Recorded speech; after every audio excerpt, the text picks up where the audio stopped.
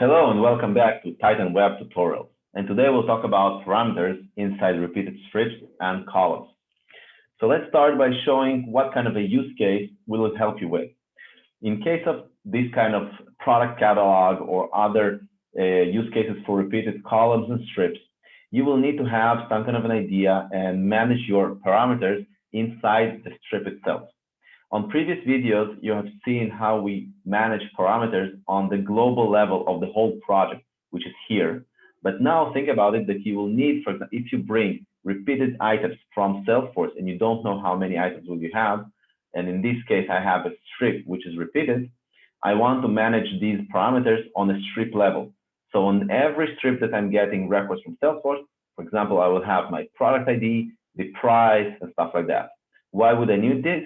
Very simple. For example, if I'm moving onwards to other pages and I want to show more details and I want to pass the product ID or other parameters from page to page, or if I want to maybe have payment integration, I want to pass the price that the customer needs to pay for that, is another good example for that.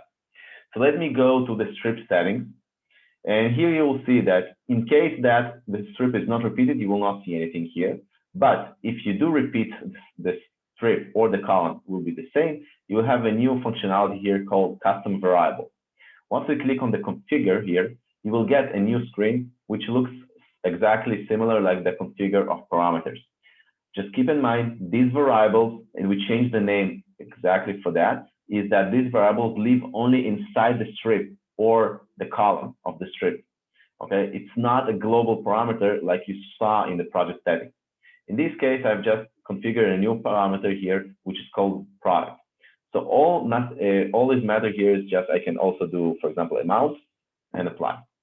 So now I just have one last step to do, is to map the data coming from Salesforce into these new parameters living inside the repeated strip.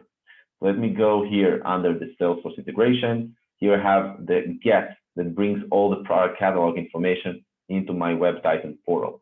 Let me just go here and go under mapping. So here you can see that this is a parameter, which is a global one. This is not the variable I have just created. Now let me just search for product and you will see the difference. Here is the global parameter. This is not what I want right now. And here is the new one. So you see repeat, this is the strip repeated, and you see here strip product. So under the strip, under the repeated strip, we have a product parameter, and this is what we were waiting for. So here I'll map the product ID, and another thing is the amount, right? So here is another one, repeat strip amount, and here I can do whatever I want from the product or from other objects as well. After you're doing this kind of mapping, then you can pass these parameters onwards to different screens, post messages, and whatever you need. This is a very important use case to understand while you're working with repeated strips and columns. Thank you and see you next time.